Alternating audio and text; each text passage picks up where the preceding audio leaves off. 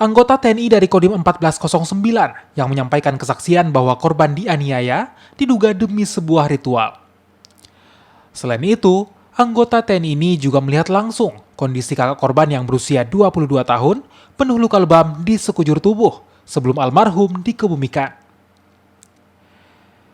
Tidak hanya itu, dua anggota TNI lainnya bersama paman korban serta pemerintah setempat berusaha menyelamatkan korban yang selamat berusia 6 tahun saat dianiaya oleh kedua orang tua korban.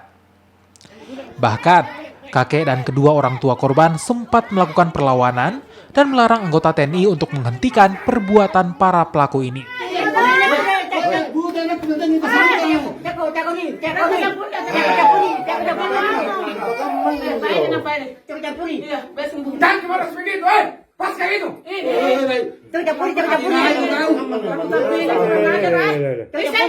Mengambil orang tua lakinya karena dia di posisi di atas kepala korban, mengamankan dulu, terus dipeluklah sama Prakap Firmansyah. Setelah itu saya lanjut ke orang tua ibunya korban. Orang tua ibunya korban saya hindari dari korban. Sempat orang tua korban ibunya itu melawan untuk memukul saya, tapi saya dorong pundaknya. Dia terjatuh sampai 3 kali. Setelah itu saya keluar. Ini anak yaitu korban diambil sama Pak Lingkungan. Pak Lingkungan ini sempat anak itu dirampas oleh neneknya, nenek korban sendiri. Setelah itu saya lihat, langsung saya respect, langsung ambil lagi korban itu. Saya bawa lari sekitar 20 meter dari rumah tersebut. Bocah berusia 6 tahun ini akhirnya dapat diselamatkan dan dibawa ke rumah sakit. Sementara itu, menurut kesaksian anggota TNI yang melihat kondisi kakak korban yang meninggal, mengalami luka lebam di sekujur tubuh sebelum dimakamkan.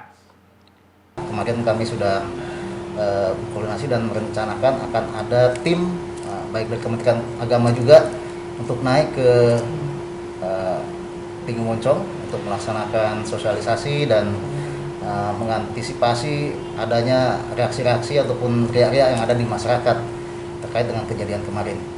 Selain itu, kaitan dengan masalah keamanan yang ada di wilayah, kami selama ini memang selalu mendata setiap adanya aliran-aliran ataupun kepercayaan ataupun kelompok-kelompok yang memang bisa menimbulkan keresahan di masyarakat ataupun menimbulkan keamanan, itu selalu kami monitor dan kami ambil langkah-langkah untuk antisipasi jangan sampai itu terjadi ganggu keamanan atau stabilitas keamanan di wilayah.